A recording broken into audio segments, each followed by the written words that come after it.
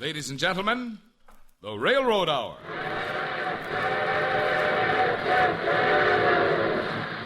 And here comes our summer show train.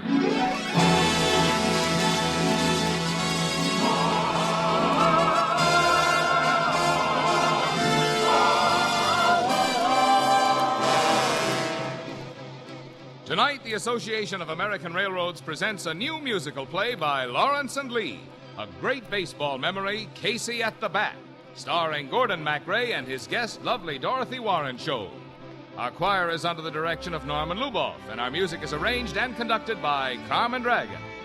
Yes, tonight the premiere of another new operetta is brought to you by the American Railroads. The same railroads that bring you most of the food you eat, the clothes you wear, the fuel you burn, and all the other things you use in your daily life. And now, here is our star, Gordon MacRae.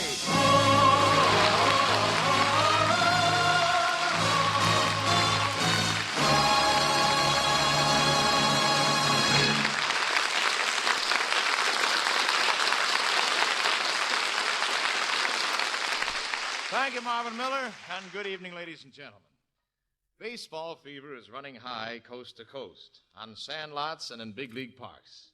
And that's why we're bringing you a musical version of one of the great yarns in baseball history. Dorothy Warren Show will be a lovely strawberry blonde named Peg, and I shall be Casey, mighty Casey, in Casey at the Bat. Play ball!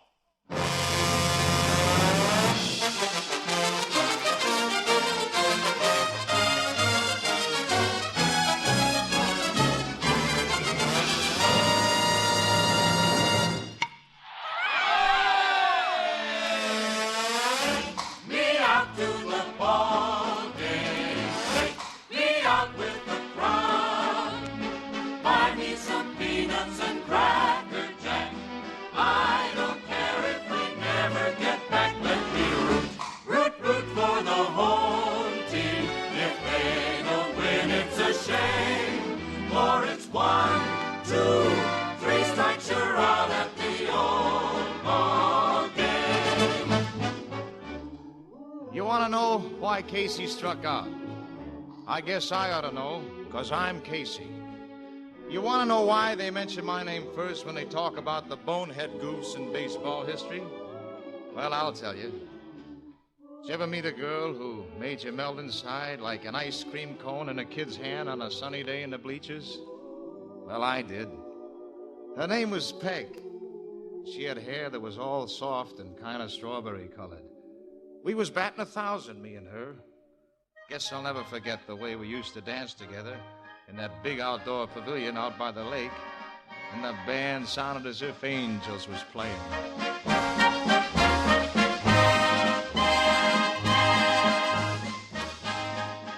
Oh, Casey, you shouldn't hold me so close.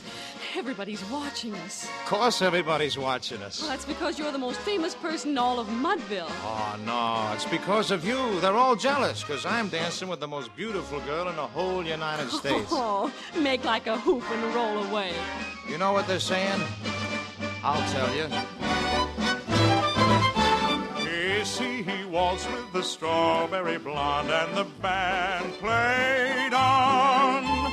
He'd glide across the floor with a girl he adored and the band played on.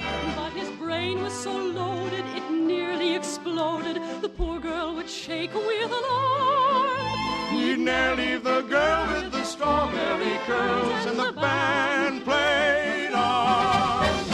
Casey would waltz with the strawberry blonde and the band played on. He'd glide across the floor with the girl he adored and the band played on. His brain was so loaded it nearly exploded. The poor girl would shake with alarm. He'd near leave the girl with the strawberry curls and the band played on. Oh, gee whiz, Casey. I got something awful important to ask you, Peg. Yes, Casey. I gotta be frank with you, Peg. I ain't never gone to the plate before in a pitch like this. My knees is shaking like I was a raw rookie. Well, say anything you want to, Casey. I want you to marry me, Peg. Oh, I know I'm just a big, dumb baseball player. But I love you, Peg. Oh, I want to marry you, Casey. You do? Yes, but you've got to promise me one thing. Oh, anything you want. You want me to hit 4 home runs Sunday? I'll hit 5. No, Casey. I want you to promise me you'll only stay in Mudville for another season. Where you want to go, honey? To Philadelphia, where there's culture, libraries and art museums and symphony orchestras. Baby, if you marry me, you can have all the culture your little heart desires. You'll choke on culture.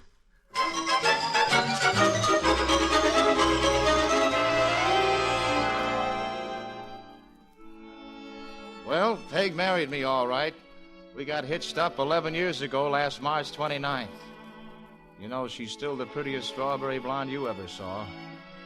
I forgot to mention it, though. We're still living in Mudville. Peg, she don't like that much. Me? I ain't got nothing against Mudville.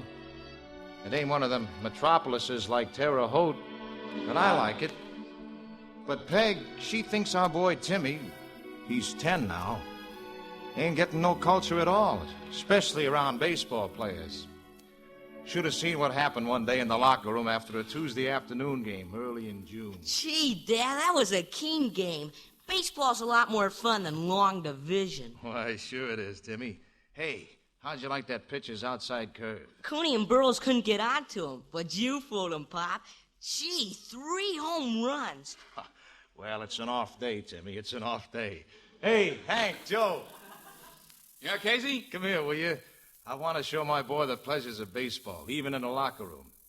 You know, son, you hear a lot about barbershop quartets, but there ain't nothing in the world as mellow as a locker room quartet. Even the cement walls like to join in. Fellas, come on, lean in close and sing it real sweet, huh? Sweet Adola, sweet Adola, my Adola, my Adola. At night, dear heart, for you I pine.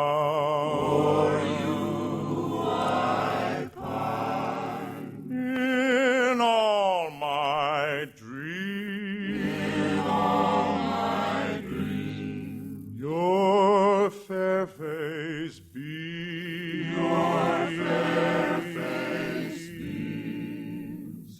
you're the flower of my heart, sweet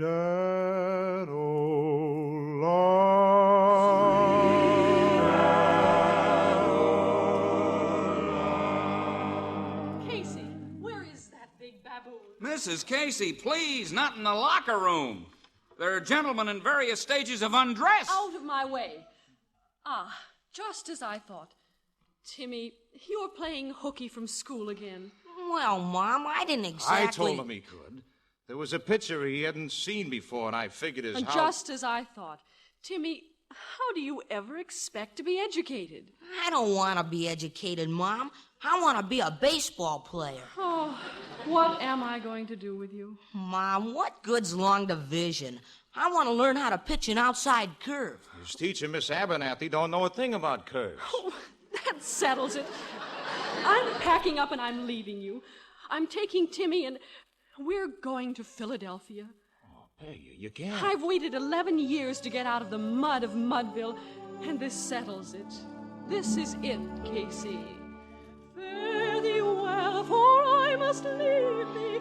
Do not let the parting grieve thee, for the time has come for you and I to say goodbye. Peg, no. Adieu, adieu, kind friends, adieu. Not a do. I can no longer stay with you. Peg, you gotta stay with me. Listen, please. Oh, I'll hang my heart on a weeping willow tree. Fare thee well, fare thee well, fare thee well.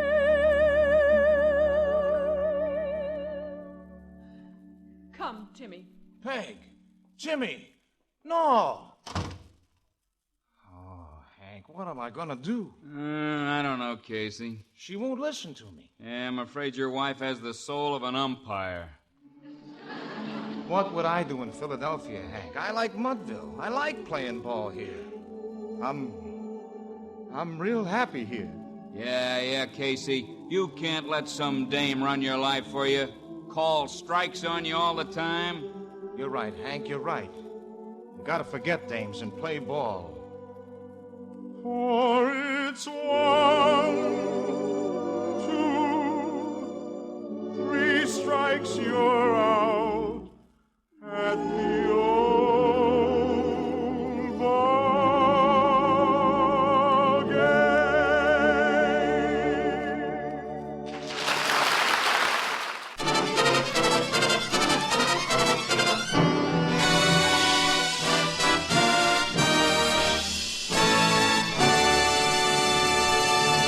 Now, here is the second act of our musical version of Casey at the Bat, starring Gordon MacRae as Casey and Dorothy Warrenshold as Mrs. Casey.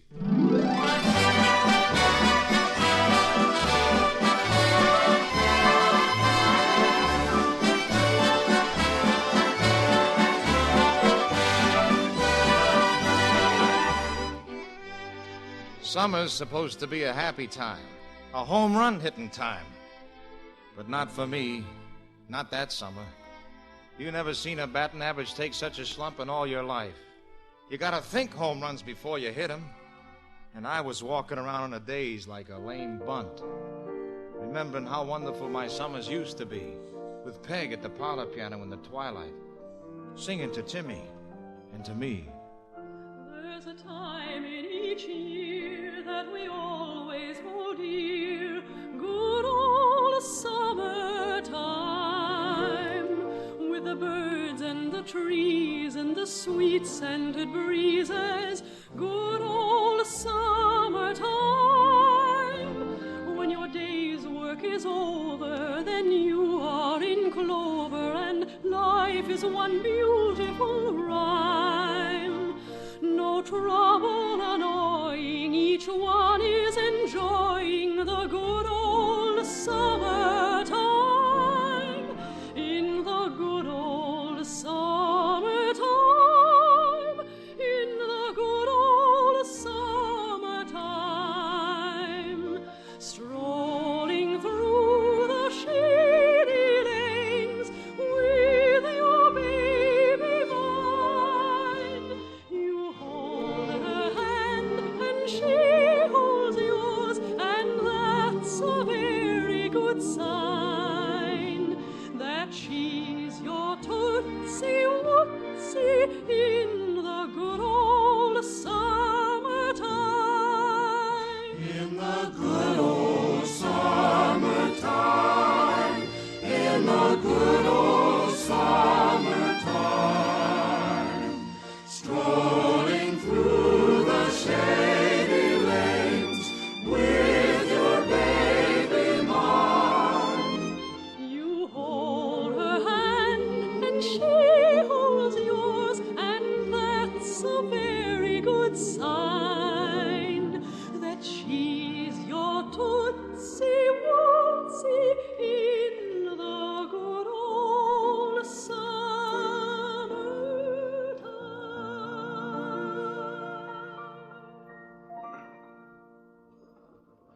But I'd come home to an empty house. No Peg, no Timmy, no music. On the big day of the year out at the ballpark, our annual grudge game with Midtown, I just didn't have no heart to play at all. So I went up to the manager and said, Hank, you might as well bench me. I'm no good. I'm all washed up. Look, Casey, so the girl walked out on you. Try to forget her. Oh, I can't, Hank. I'm in love with Peg. And I miss Timmy. And well, this one day try to forget, huh? It's the big game, Case. We need you. We need you with your old spirit. Give the fans their money's worth. They like their old cocky, swaggering Casey. Yeah, I guess I have been letting the fans down, Hank. And like you always said, boss, the fan's the most important part of the game. Okay, Hank, I'll swagger today, plenty. But I wish I felt more like swaggering inside. Well, you all know what happened that day. It was a pretty famous game. It got that way because a newspaper man named Thayer set it all down in sort of a poem. And here's exactly the way it happened.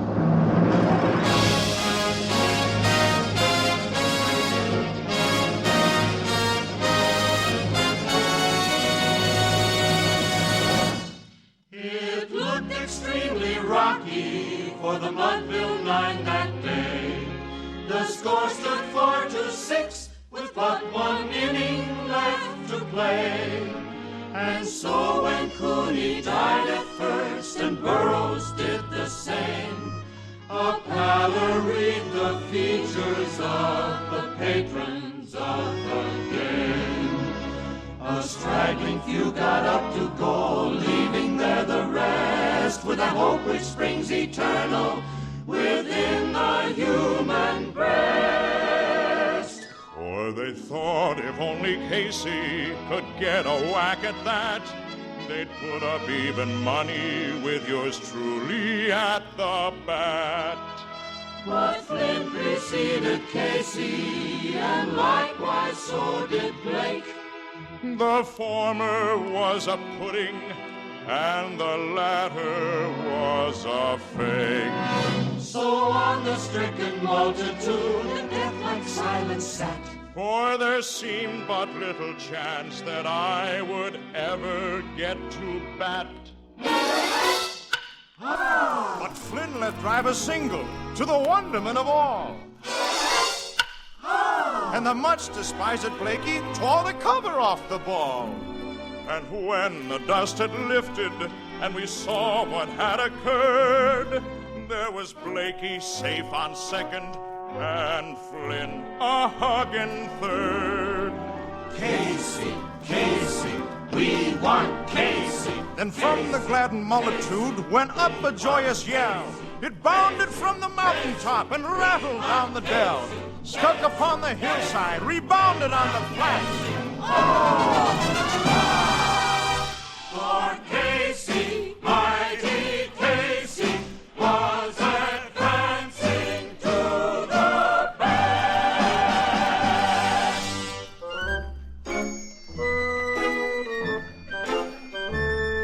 I tried an easy manner as I stepped into my place. Tried a swagger like Hank told me, with a smile upon my face. And when, responding to the cheers, I lightly doffed my hat, No stranger in the crowd could doubt 'twas Casey at the bat. 10,000 eyes were on me as I rubbed my hands with dirt. 5,000 tongues applauded as I wiped them on my shirt. And while the writhing pitcher ground the ball into his hip, Defiance gleamed from Casey's eye, a sneer from Casey's lip. and now the leather-covered sphere came hurtling through the air. and I just stood a-watching it in haughty grandeur there. Close by the sturdy batsman, the ball unheeded sped. That ain't my style, Said Casey. Strike one! The umpire said. From the bleachers black with people there arose a sullen roar, like the beating of the waves upon the stern and distant shore. Hey, kill him! Kill the umpire! Shouted someone from the stand, and it's likely they'd have done it if I hadn't raised my hand. With a smile of Christian charity, great Casey's visit shown. I stilled the rising tumult, and I bade the game go on. Signaled to the pitcher, and again the spheroid flew, but yours truly still ignored it, and the umpire said, "Right to!" Yelled the maddened thousands, and the echo answered, "Right!" One scornful look from me, and then the audience was on. All right, Sneed, let her come. We saw his face grow stern and cold. We saw his muscles strain. And they knew that I just could not let that ball go by again. The sneer is gone from Casey's lip. His teeth are clenched with hate. I pound with cruel violence my bat upon the plate. And now the pitcher holds the ball. And now he lets it go. And now the air is shattered by the force of Casey's ball.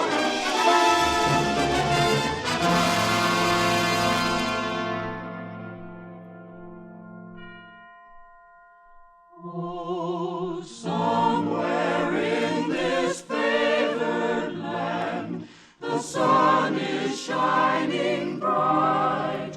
The band is playing somewhere, and somewhere hearts are light. And somewhere men are laughing, and somewhere children shout. But there is no joy in Mudville. Mighty Casey has struck out. Woe is me, woe is me.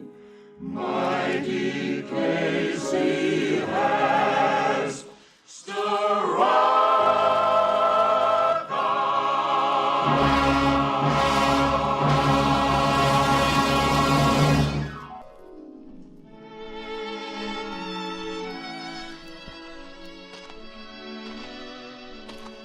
Hank, I'm sorry.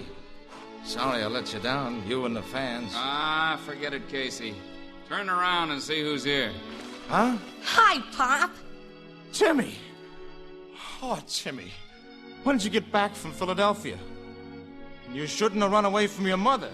Well, Pop, we was there in Philadelphia having all that culture, and I guess even Mom got a little tired of it, because I caught her looking at your picture and crying.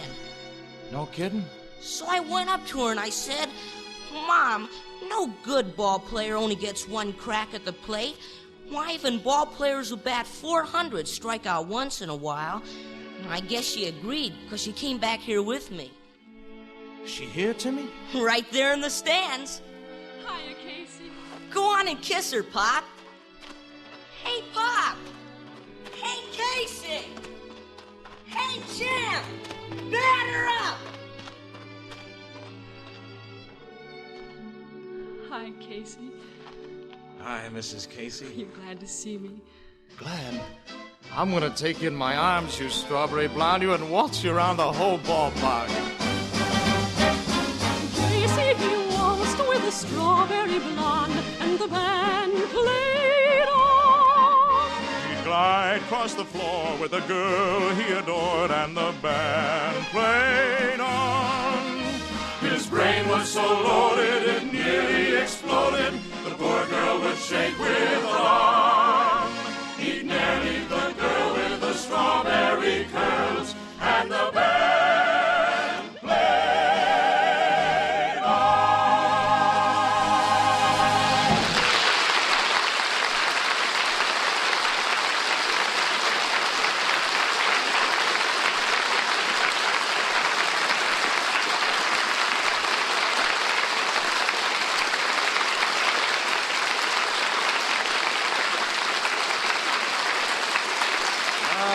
Thank you very much, ladies and gentlemen. We had a lot of fun doing that, let me tell you. Dorothy Warrenshaw will be back in just a moment. And meanwhile, our heartfelt thanks to Herb Vigran, Jeffrey Silver, Marvin Miller, and to our entire company. Casey at the Bat, based on the famous poem by Ernest Thayer, was made into a musical by Lawrence and Lee. And now, here's lovely Dorothy Warrenshaw again.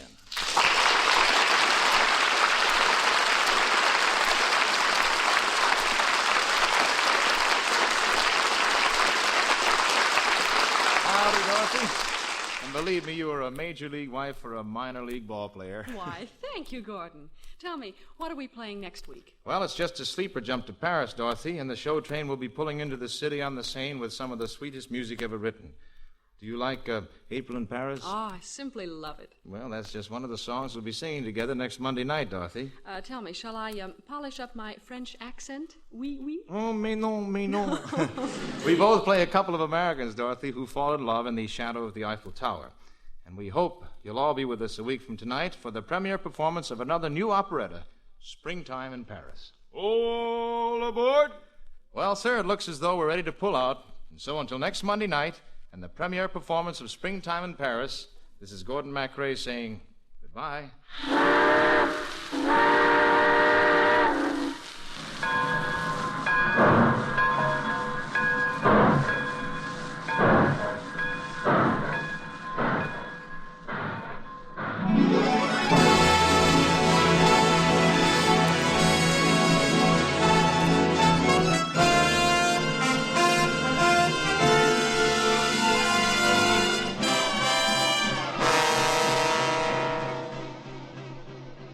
Gordon MacRae can soon be seen in Warner Brothers on Moonlight Bay.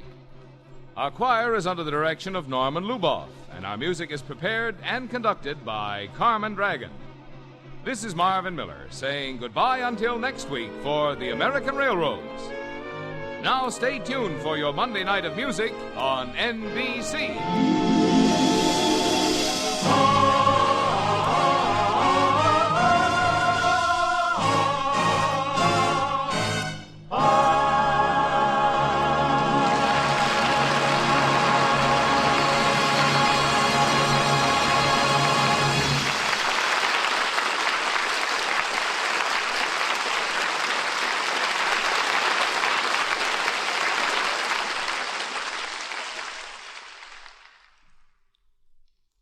Hear Nadine Connor on The Voice of Firestone on NBC.